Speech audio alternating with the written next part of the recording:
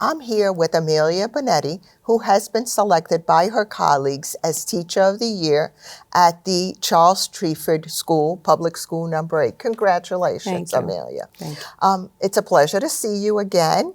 And tell me a little bit about yourself. Well, I've been teaching at PS number 8 for about 28 years. I stayed there the whole time. And yeah, I like being around the kids, and I like working with all my colleagues. We have a great staff, great principal, and Jersey City Board of Ed has been pretty good to me. Good. What are you currently teaching? Third grade Hope. That's wonderful. So, did you always want to be a teacher? Or is this a second career? It's not a second career. It's actually the first career, but I did want to be a lawyer first, which is weird because I spent a lot of time in school when I was young. I would help all the teachers in the morning. Since I'm young, I've been doing I did CCD. I was just, I liked being in a school setting. But then I wanted to be a lawyer. Okay. So I tried that. I went to law school, but I was out of state, far away in Arkansas. Ooh. Yeah, it was a little bit of a culture shock, and very different than New Jersey. So I really didn't like being away, and I changed gears, and I went to get my master's in education, and here I am. Never looked back. It's our pleasure. We don't need another attorney. That's true. Not anything against any of the attorneys, but teaching is, I find it, a rewarding career. Yes, much more so than being a lawyer, I'm sure. I'm sure that, there is different, every career has a positive side. But what made you change your mind? To come back into teaching? Yeah. Well, like I said, I've enjoyed being in a school setting. I love being a student. I had amazing teachers. They were inspirational because I saw what they did and how they impacted me. And I wanted to do that too, just to touch people's lives, but when they were young, to kind of shape how they think and feel and believe and learn. And that's pretty much why I went back. Was there one inspirational teacher? I had so many. I had a lot of good teachers. My sixth grade teacher, she was very down to earth and not so much, thought that she was, teacher.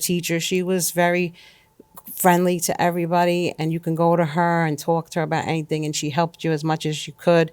And she was, she just guided everybody. Whoever needed guidance, she helped them. And I felt like that was a little different than the traditional just, teacher for the 180 days and the move content along. Yes. Versus Yes. the person. So how do you make a difference with your students? Well, I do all the traditional stuff that we have to do, teach the subject contents, but I like for them to be creative and use their imaginations. And, even if they think it's strange, just bring it out there. Let's think outside the box sometimes and just, be yourself and do the best you can. And, we'll help you along the way. That's it. Absolutely.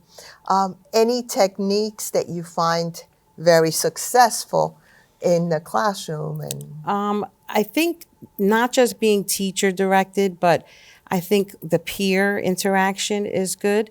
They get ideas from each other, how to solve problems.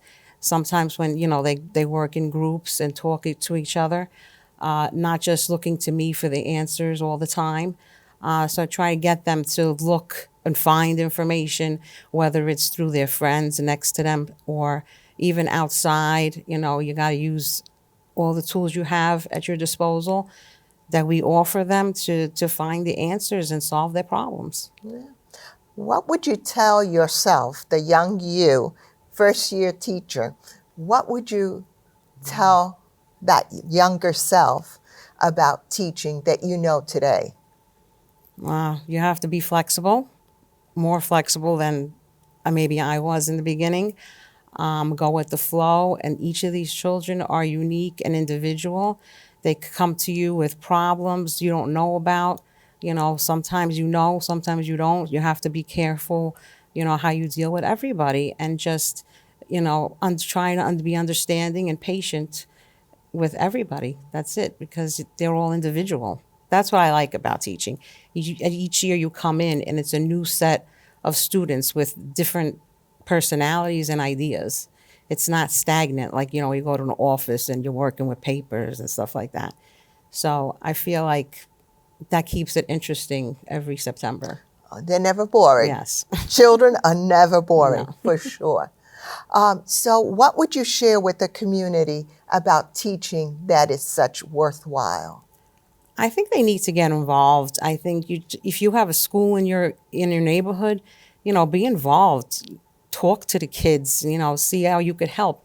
We have a great PTA that they volunteer their time, and they do have students in the school, but you could be a PTA member and not have children in the school. And I just think you have to get involved. You have to be around for the kids, and see what's going on and talk to them.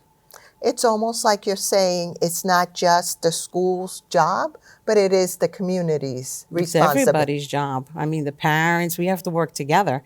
That saying, it takes a village. It's really true. I mean, we can't do it all by ourselves, the teachers. No, we can't. So we need help from the community. You need help from the parents. We need help all around. Thank you.